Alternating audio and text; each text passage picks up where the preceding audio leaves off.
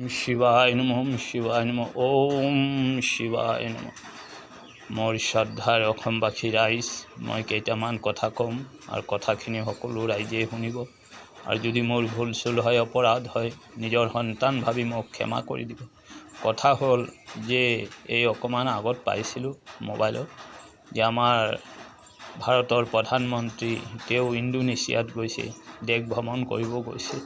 তেতিয়া যোৱাতে ইণ্ডোনেছিয়াৰ যিবোৰ ইছলাম মানুহ আৰু সব দেশৰ পৰা বোলে ইছলাম জনসংখ্যা ইণ্ডোনেছিয়াতেই হয়, তেনেকুৱা শুনিব পাইছোঁ, আমিতো গৈ দেখা নাই। তেতিয়াহ'লে তাৰ যদি ইছলাম মানুহসকলে ভাৰত মাতা জয় দিব পাৰে, জয়ধ্বনি দিব পাৰে, তেতিয়াহ'লে মোৰ ভাৰতৰ ইছলামে কিয় ভাৰত মাতা জয়ধ্বনি দিব নোৱাৰে? এইটো কাৰণটো কি? তেওঁলোকে বেলেগ এজন আল্লাহৰ পূজা কৰে নেকি? আৰু ভাৰতৰ ইছলামে বেলেগ আল্লাহৰ পূজা কৰে নেকি? তেওঁলোকেতো ইছলামে কৈছে যে আমাৰ এটাই হ'ল আল্লাহ। তেতিয়াহ'লে ইণ্ডোনেছিয়াৰ কাৰণেও এটাই আল্লাহ, ভাৰতৰ ইছলামৰ কাৰণেও এটাই আল্লাহ। আৰু ভাৰতৰ ইছলামে যদি হজ কৰিব য'ত যায়, ইণ্ডোনেছিয়াৰ ইছলামতো তাতেই যায়, একেটাইতো ধৰ্ম। তেতিয়াহ'লে তেওঁলোকে যদি ক'লে তেওঁলোকৰ একো পাপ নহয়, তেতিয়াহ'লে ভাৰতৰ ইছলামে এই ভাৰত মাতাক ক'লে কিয় তেওঁলোকৰ আকৌ বোলে সেইটো পাপ হ'ব?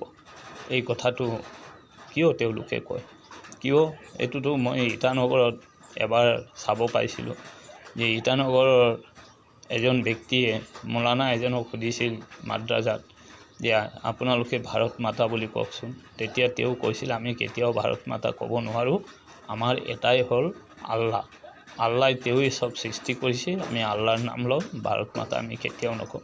তেতিয়া তাতেইতো বুজাইছে যে তেওঁলোকে যদি ক'ব নোৱাৰে আৰু নকয়, তেতিয়াহ'লে আজি মোৰ